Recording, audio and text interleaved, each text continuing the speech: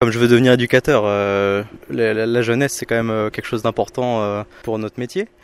Avec Emmanuel Macron, je n'ai pas l'impression qu'il y aura de gros changements positifs, notamment en termes d'accès aux droits pour les personnes étrangères, pour les jeunes qu'on peut accompagner. Ça va être un peu une continuité avec Sarkozy et Hollande en fait. Est-ce que vous avez le sentiment qu'on a porté attention à des besoins spécifiques de la jeunesse? Selon les territoires et selon pour la jeunesse, oui, il faut des choses qui s'y adaptent. Il n'y a jamais eu autant de jeunes qui n'ont rien à faire, qui n'ont pas d'emploi ni de formation. C'est un sujet d'inquiétude qui est très grand en fait. Dans la jeunesse, l'avenir, pas de possibilité en fait de se projeter dans l'emploi sur le long terme. Mais après, c'est pas que à travers l'éducation, c'est aussi l'avenir.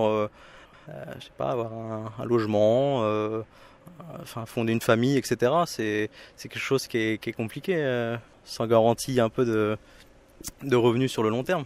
Vous-même, vous finissez là vos études dans quelques jours, semaines. Comment vous appréhendez cette entrée dans la vie active? Moi, je serai pas ici. Après ma formation, je vais vivre ailleurs. Donc, Vous allez vivre où, vous? en Espagne.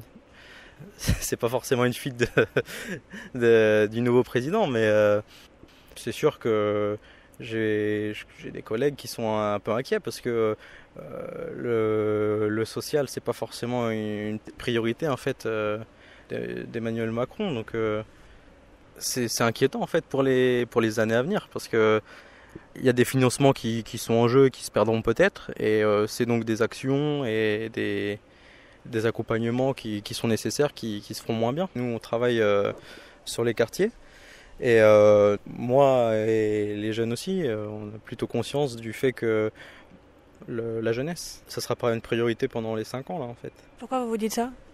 Moi personnellement, je pense que va falloir faire plaisir à ceux qui ont aidé Emmanuel Macron à ce qu'il soit élu. Donc les grandes entreprises, les politiciens en fait. Donc là on voit le regroupement à droite, à gauche, ça cogite autour de lui. Donc là on est en face de l'ESSEC et à l'ESSEC il y a des jeunes qui sont plutôt contents qu'Emmanuel Macron ait été élu. Bah oui, voilà, j'imagine. Ça accentue la différence entre les jeunesses parce que par exemple il est favorable comme ils appellent, la l'ubérisation de la société, et dans nos quartiers il y a des jeunes qui effectivement pour s'en sortir c'est mieux que rien, et ils font ça.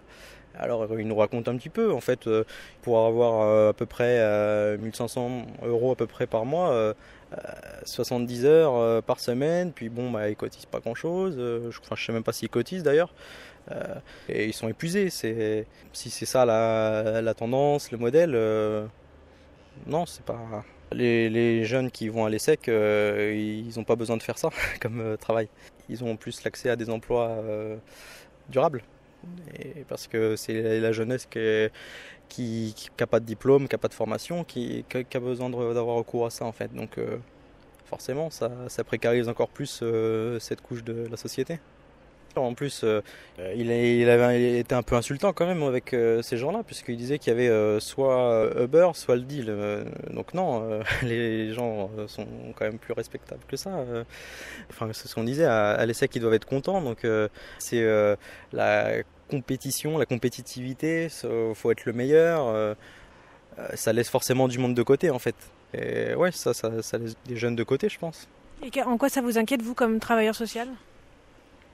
Parce qu'on travaille avec ceux qui sont de côté, et qu'il y en aura certainement de plus en plus, et que ça sera de plus en plus dur de leur donner des chances d'y arriver. Les jeunes avec qui on travaille, ils ont des difficultés à aller travailler. Et si on continue encore à les maltraiter encore plus, je suis dur dans ce que j'emploie comme terme, hein, parce que bon, il y a l'emploi, c'est une situation tendue en ce moment, il y a peu d'emplois. Donc quand on a une chance de pouvoir aller travailler, on attend de nous d'être... il y a des exigences qui sont hautes. Mais les jeunes avec qui on travaille, ils ont peut-être besoin qu'on s'adapte à leurs capacités. Et là, je crois que c'est plutôt l'inverse qui arrive. Ça m'inquiète pour eux. Même moi, si je suis capable de répondre à un emploi, en tant qu'être humain, Je n'ai pas envie de me rendre flexible. Je trouve ça pas tolérable en fait.